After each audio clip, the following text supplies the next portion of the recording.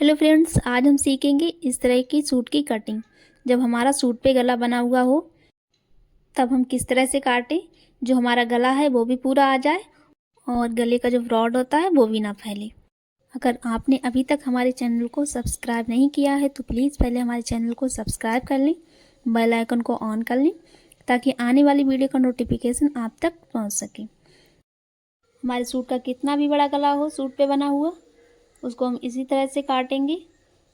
कितना भी बड़ा हो हम उसे छोटा कर लेंगे। किस तरह से करेंगे, बिल्कुल ही गले के बीच में हम टिक लगाएंगे इस तरह से सेंटर में, और यहीं से हमें फोल्ड करना है। इस तरह से आप टिक लगा सकते हो। जहाँ से हमने टिक लगाया है वहीं से हमें फोल्ड करना है। इस तरह से हम गले को बिल्कुल बराबर रखेंगे जिससे हमारा पूरा गला आएगा सूट पे। इस तरह से कितना भी बड़ा गला हो, कितना भी फैला हुआ हो, आपको इसी तरह से बिछाना है। अब हम देखेंगे गला, तो गला हमारा जो है इस तरह से हम बिल्कुल बराबर करके बिछा लिया। 2.5 इंच का हम गला ले रहे हैं। इस तरह से हमने 2.5 इंच पे टिक किया। अब जो हमारा 2.5 इंच के बाद बचा है आधा इंच, जे आधा इंच बचा जे हम इधर ले आएंगे। इस तरह से जो आधा इंच उधर बचा था वो हम इधर ले आए।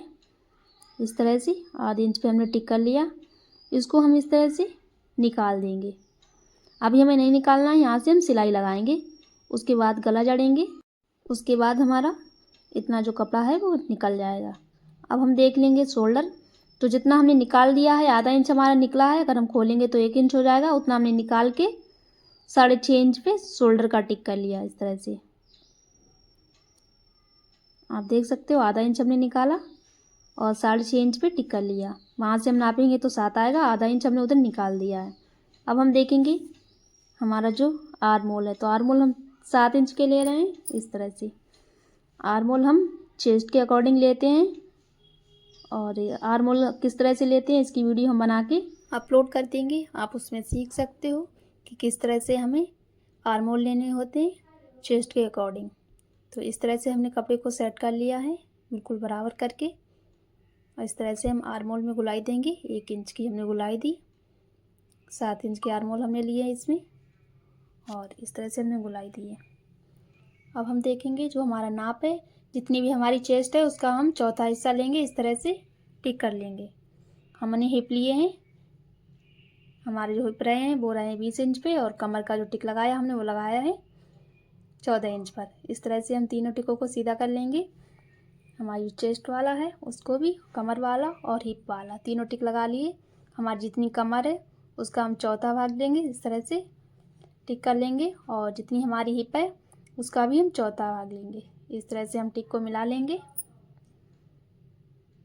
यहाँ से हमने चेस्ट और अपर चेस्ट इस तरह से हमने टिक लगाया है। हमारा ऊपर वाला अपर चेस्ट है, नीचे वाला चेस्ट है। इस तरह से हमने गुलाई दी है। इसी तरह से अगर हम सूट में गुलाई देंगे तो हमारी जो फिटिंग है वो बहुत ही अच्छी आएगी। इस तरह से हमारी जितनी लेंथ है उस पर हम टिक कर लेंगे और सीधा कर लेंगे। इस तरह से हमारी लेंथ है उस पर हमने टिक किया और इसको इस तरह से सीधा कर लिया। अब हम देखेंगे जो हमारी चेस्ट और अपर चेस्ट है, तो हमने शोल्डर की तरफ से इंची टेप को रखा, 10 इंच पे टिक किया था। ये हमारी चेस्ट वाला टिक है। इस तरह से हमने चेस्ट का टिक लगाया, और जो अपर चेस्ट है वो आर्म होल वाली जो लाइन थी उस पर लगाया था। अब हम फ्रंट वाले आर्म होल की गुलाई देंगे, तो हमने इस तरह सेंटर निकाल के आधे इंच गले की तरफ डाउन किया और सीधी लाइन खींच के 1 इंच की गुलाई दी। ये हमारा फ्रंट वाला आर्म होल तैयार हो गया। इस तरह से आप देख सकते हो। इसकी हम कटिंग कर लेंगे, और इसी को रख के हम इस तरह से हम 2-2 इंच का मार्जिन लेंगे।